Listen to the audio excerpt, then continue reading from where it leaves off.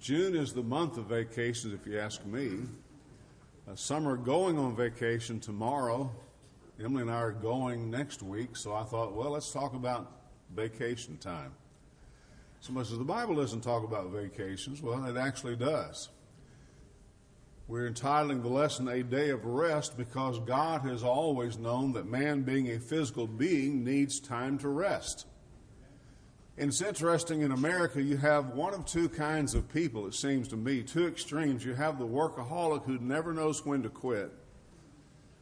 And I don't mind admitting Emily and I fall in that category. We just don't quit enough. And so it costs you in the long run. And then there's others who seem like they do everything they can to avoid work at all cost. You know, the people standing on the street corner used to have signs that said, we'll work for food. Now they say homeless, need help, anything will help. I understand that, but what happened to the will work for food? And so you have those people as well. So for those who are workaholics who tend to be that way, maybe this lesson will encourage you.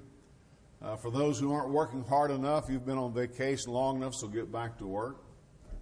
But there is a time and a proper period for rest, and I thought this would be an interesting combination of what the Bible says about man's need to rest and then how we view it as an American society. Well, that should see Hebrews 4, 8 through 11. See, I need a vacation. If Joshua had given them rest, talking about entering to the promised land of Canaan, it says, then he would not afterward have spoken of another day. So Hebrews is looking at another rest. In Joshua's day, the rest was getting to the homeland that they had longed for, that they were going to make theirs, and they called it the Promised Land.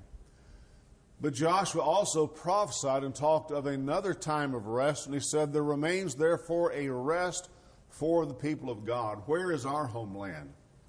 Where is our spiritual Palestine? Where is the place where we can rest from our labors?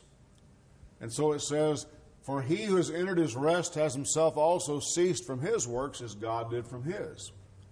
Let us therefore be diligent to enter that rest, lest anyone fall according to the same example of disobedience. So sad not to be able to enter into the final rest. And that's the warning of Hebrews chapter 4. But in America, we used to believe in a day of rest, and I say that because here's a copy of the Blue Law, and that's fascinating. I thought that was ancient history, but in reality, some of our states still have blue laws.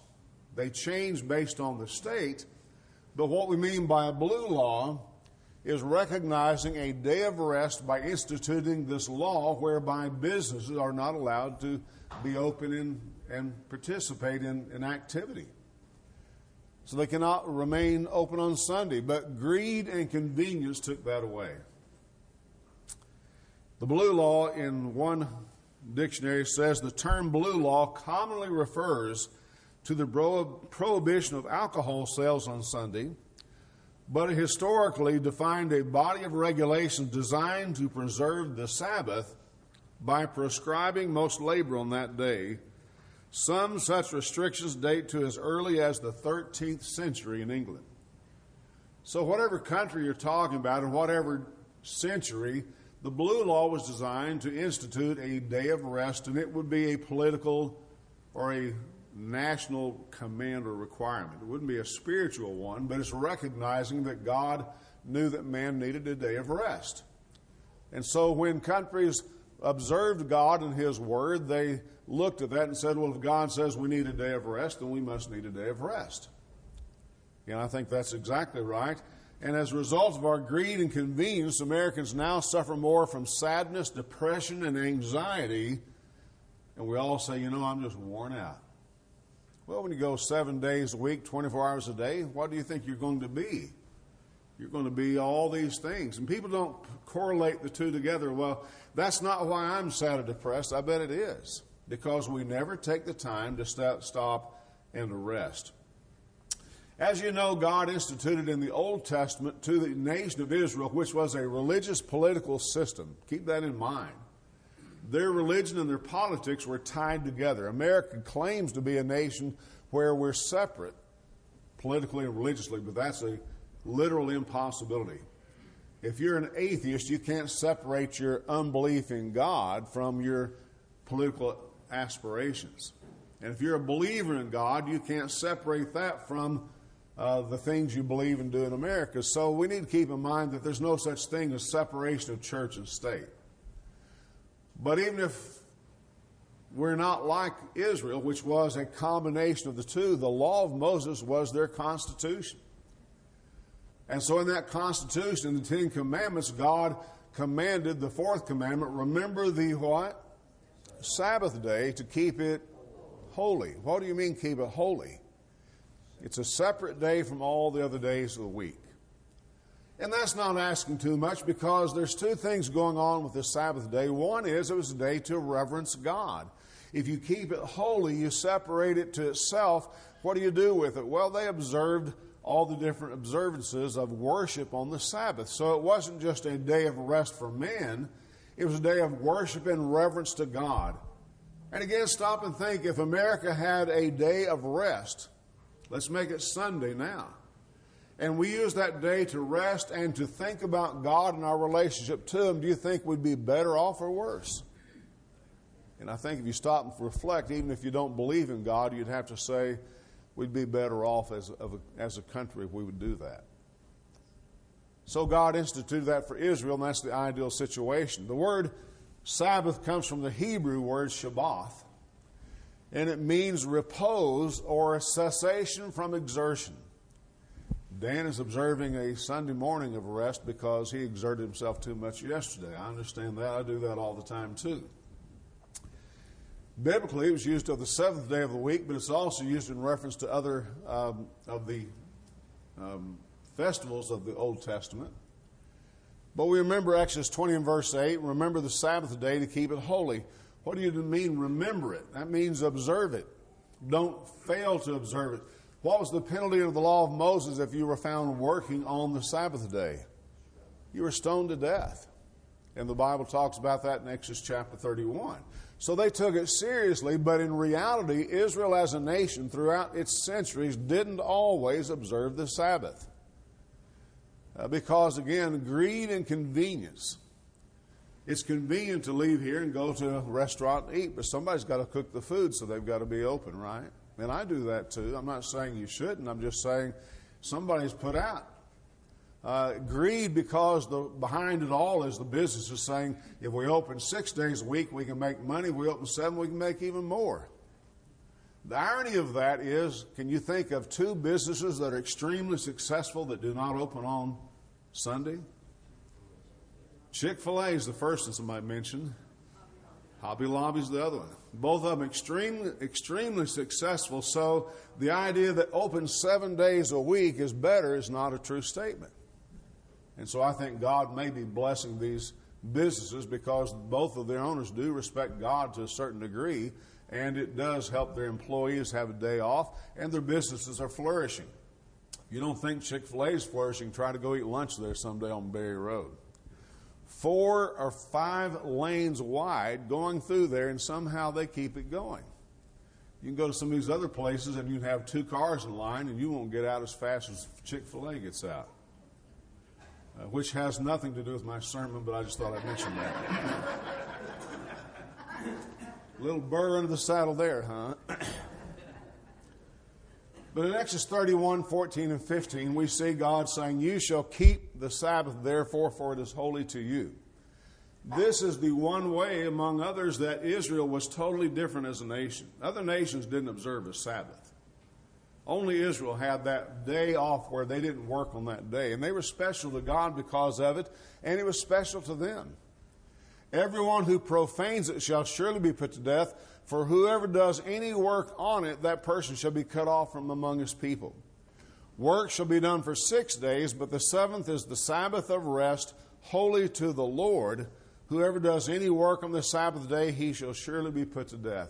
So you see in this command, in this instruction, the twofold purpose of it. One, to give man a day of rest because he needs to rest. And isn't it sad that you have to tell a man to sit down and stop? Again, there's some I know that you have to say, get up and get. But generally speaking, man will work himself to death. Now somebody says, well, work is I don't want to have to work my whole life. Well, I've got news for you. No matter what you do, you're going to have to work your whole life. God ordained that in the Garden of Eden when he put Adam and Eve in the garden to work it and to till the ground. That's natural. That's what we're supposed to do. You're not here to recreate. You're here to work, but you do get a day of rest. 1 day per week.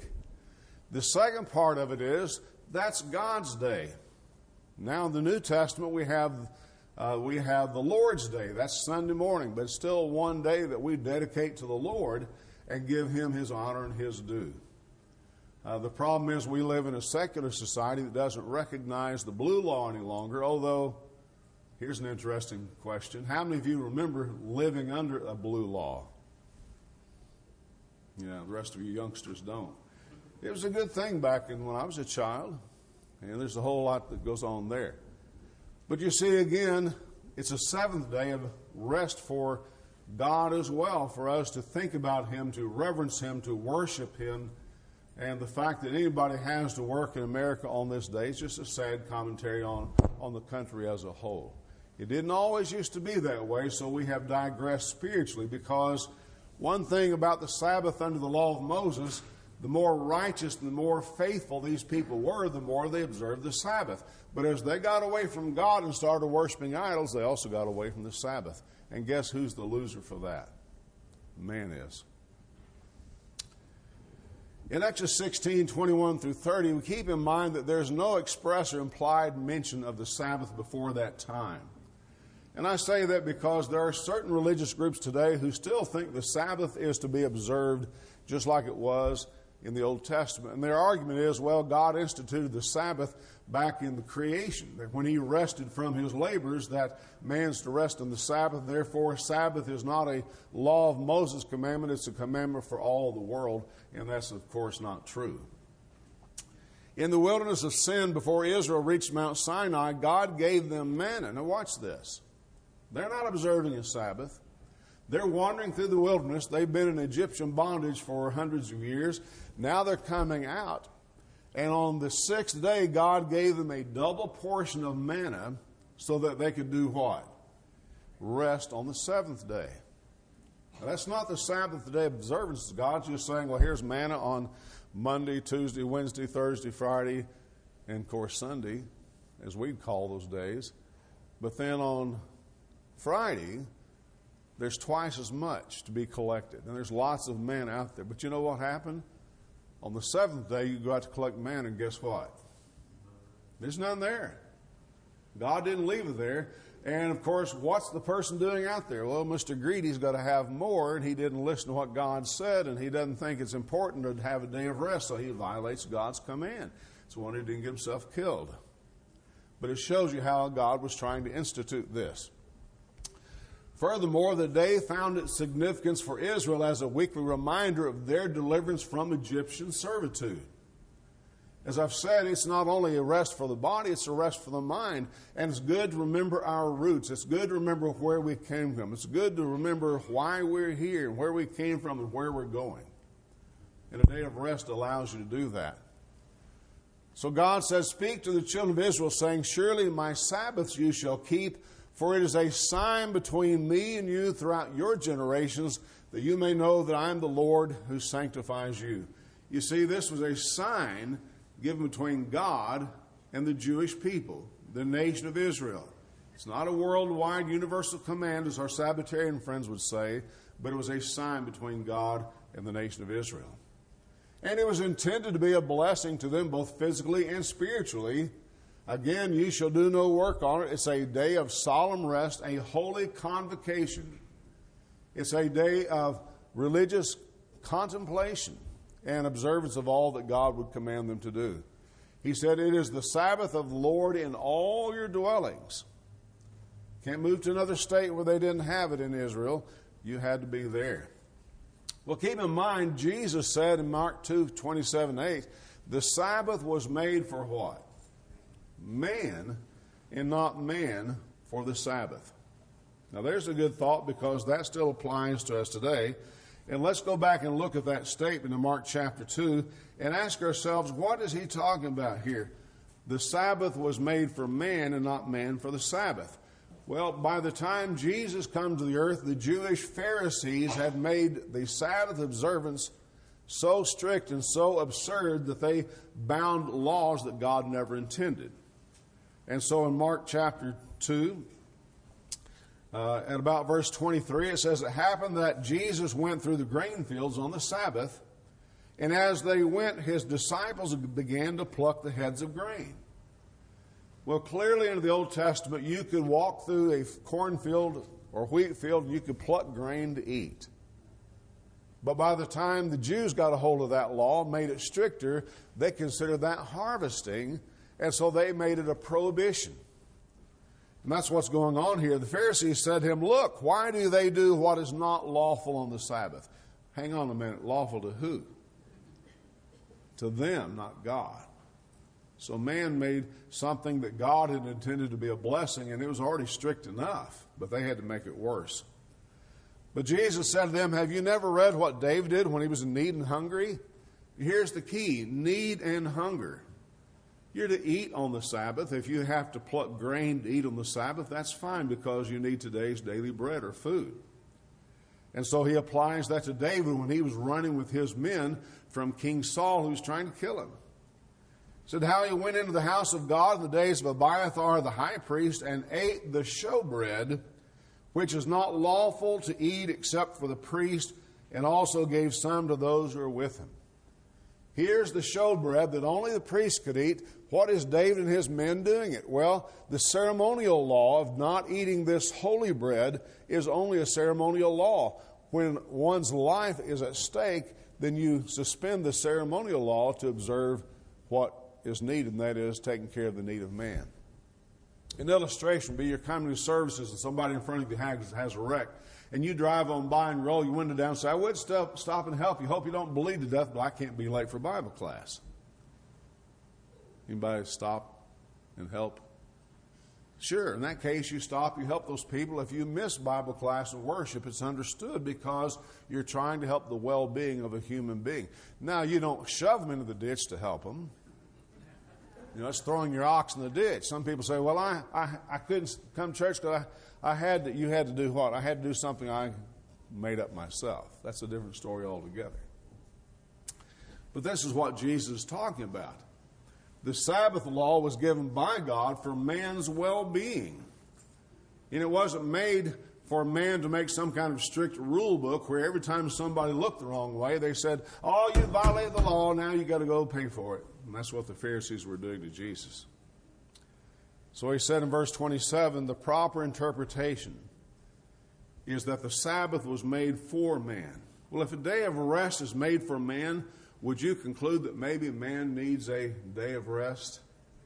Sure. And there's my lesson. The day of rest was made for man. Man should appreciate that. And we have the word vacation. It comes from the Latin word vacatio, which means to vacate. Somebody says, "Well, that building has been vacated. It's unoccupied." Vacation means I'm not home. I'm out recreating. I'm out doing something for the fun of it. And the dictionary defines it as an extended period of leisure and recreation, especially one spent away from home or in traveling. Now, what's interesting is that's exactly what we all need, a day or a period of rest where we get our brain and our bodies all rejuvenated and refreshed. And so, yes, we need a day of rest once a week, but every once in a while we need a longer period than that. Well, again, the word recreation, have you ever noticed that word? It's defined as activity done for enjoyment when one is not working. Do you see that? From the Old French, which comes from Latin, and it means from recreare, which means to create again, to renew.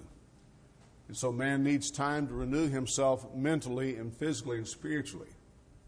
God knew that, and he told Israel, "I'm going to give you a day of rest so that you can do that." There's times when you have a vacation or you have recreation.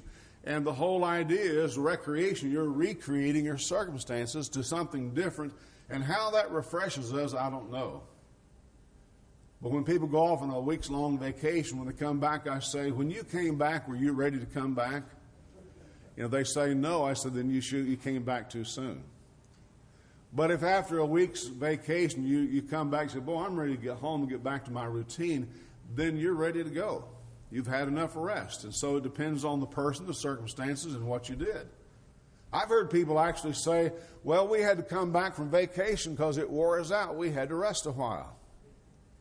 And Emily wants to say, what are we going to do on our vacation? I said, I hope we just stare at four walls. I don't care if we do anything else. But you can't do that. We've got to go see Mount Rushmore for the 100th time. She's in love with those four guys. And so we see them when it's snowing. We see it when it's sunny. We're going to see it when it's raining and when it's flooding. And she likes Mount Rushmore. I'd rather go see something else, but we'll probably wind up there. But you see, whichever it is, we're going to be more renewed mentally and physically and spiritually, and that's kind of the whole idea.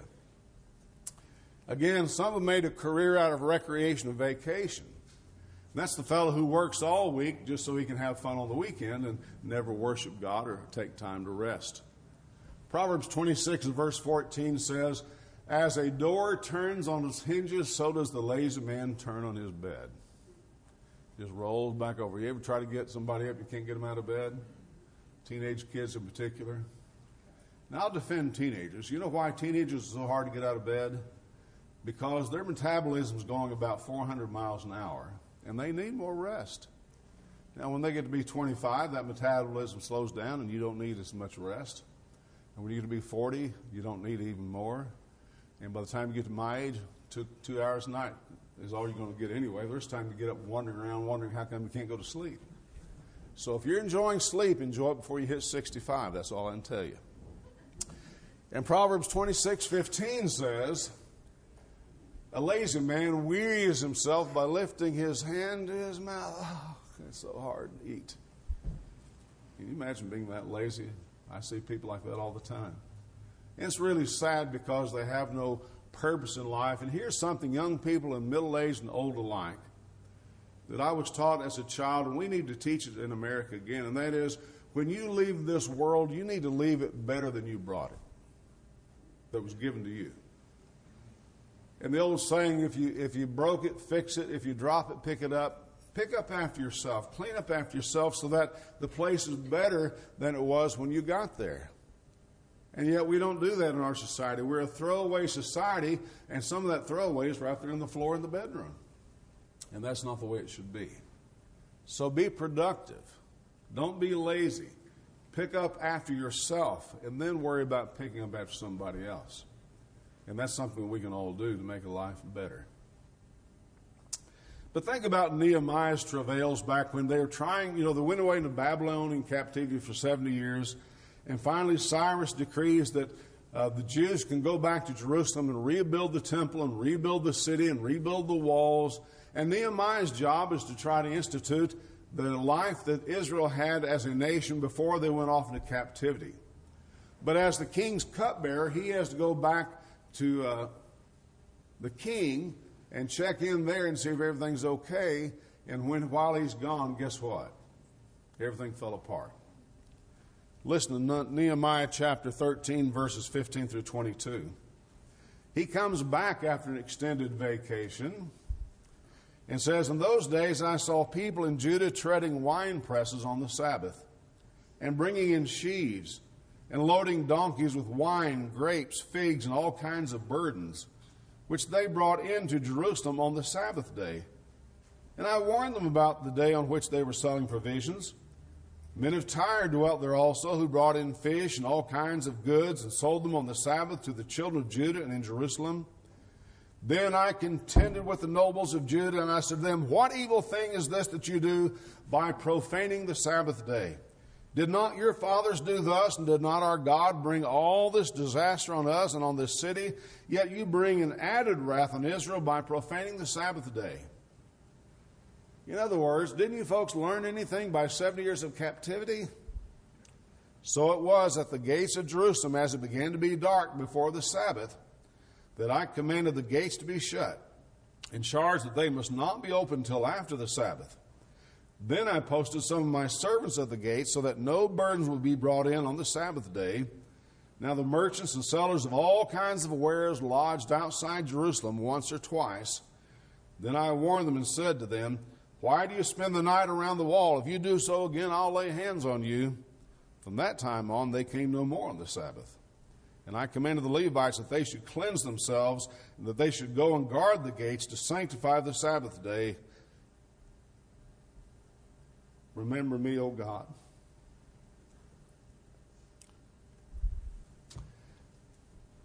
How come in all of Israel there's only one Nehemiah? And what is wrong with those people? And you know, spiritually today it's the same thing. There's congregation of God's people, and they care very little about anything spiritual. And you have to have a Nehemiah come in and get on to them and say, what? Did you people learn your lesson? You've been washed from your sins by the blood of Christ, and yet you haven't learned anything. You want to profane the Lord's day today like they did in the Old Testament times. So it's kind of sad. I feel sorry for Nehemiah. But he was a strong fellow, so he straightened everybody up. But when he died, what happened? Probably nobody took his place. But again, we're not saying that the Ten Commandments, including the Sabbath, are binding today. It's not. That's not the point. Colossians 2:13 through 17 says that Christ wiped out the handwriting of requirements which was against us, which was contrary to us. Now, how were the Ten Commandments contrary to us? Well, when we sinned and violated them, then we're condemned by God. There's no salvation. Ten Commandments tell you what is wrong. If you violate it, you're a sinner. It didn't fix the problem. But he said he's taken it out of the way, having nailed it to the cross. He nailed our sins to the cross. He nailed that law which could not provide forgiveness to the cross to provide a better way, which is a way of forgiveness for those of us who are sinners. He didn't change us. He changed the approach that God has for us. Having disarmed principalities and powers, he made a public spectacle of them, triumphing over them in it. So let no one judge you in food or drink or regarding a festival or new moon or what? Sabbaths, which are a shadow of things to come, the substances of Christ. Sabbaths are done away with. You can work 7 days a week if you want to. You can just wear yourself out. You can become greedy and just keep on keeping on, but it's not wise to do that, is my point. The Ten Commandments are no longer binding today, but don't fail to reflect on the value of it like we're doing here. I'm explaining to you why God instituted one in the first place. He didn't institute a Sabbath day because he was tired. He didn't institute a Sabbath day to just see, well, let's see if these people can obey or not. He did it for their benefit mentally, morally, spiritually, and physically, but again, man didn't appreciate it. So in Romans 15:4, the things written before were written for our learning, that we through patience and comfort of the Scriptures might have hope. Hope in what? Hope of going to heaven. You mean if I take a day off once a week that's better, it might help me get to heaven better? I'd say that. If we took a day to reflect and think about spiritual, eternal things, I think that'd help. And so that's a lesson we can learn from it. Don't fail to realize there's a lot of value morally in the Ten Commandments. They're not done away with because they were bad. They were done away with because the nature of them caused man to be lost. But Paul said in the Galatian letter, if there had been a law given which could have given life, surely salvation would have been by the law. In other words, the law is fine as long as you don't violate it. So the moral truths of the Ten Commandments are still valuable today, and we need to keep that in mind. But also don't forget that the commands necessary to salvation are not found in the Ten Commandments or in the law of Moses. That's not the value of them. And so the Ten Commandments are no longer binding today, but 9 of the 10 are commanded by Jesus in the gospel in his last will and testament. All those that are there. Honor God. Don't make any idols. Reverence God. Remember a day of rest, except that's the one missing. And then the other 6 that have to do with man, Romans chapter 13 verses 8 through 10. And you know, some people who are so anti-religion, I always say, go back to the Ten Commandments and let's read what Paul said about them in Romans chapter 13 for a moment. In verses 8 through 10, he says, owe no one anything except to love one another, for he who loves another has fulfilled the law. So what he's saying is 6 of the 10 Commandments in the Old Testament were teaching us how to love our neighbor. For the commandments, you shall not commit adultery, you shall not murder, you shall not steal, you shall not bear false witness, you shall not covet. Which one of those is a bad law? Oh, I like to covet. Well, I like to murder. Doesn't work, does it? Nothing wrong with those commandments. And if we observe those, even though they're not in the Old Testament 10 commandments, they're right here in Romans 13 in the New. But he said, and if there's any other commandment, they're all summed up in this saying, namely, you shall love your neighbor as yourself. And you and I as Christians should observe that period with brethren and with the people of the world. Love your neighbor as you love yourself, but don't love them as they want you to. That's the wrong kind. Love them as God would want you to. Love does no harm to a neighbor, therefore love is the fulfillment of the law. But again, the one command missing in the New Testament is the Sabbath day. God took that away. And it's up to us to decide whether we're going to observe such a day or not. So that's the lesson for today. Does man need a day of rest and relaxation each week? Well, if he doesn't, then God made a mistake instituting the Sabbath law in the Old Testament. And the answer is, yes, you and I need a day of rest.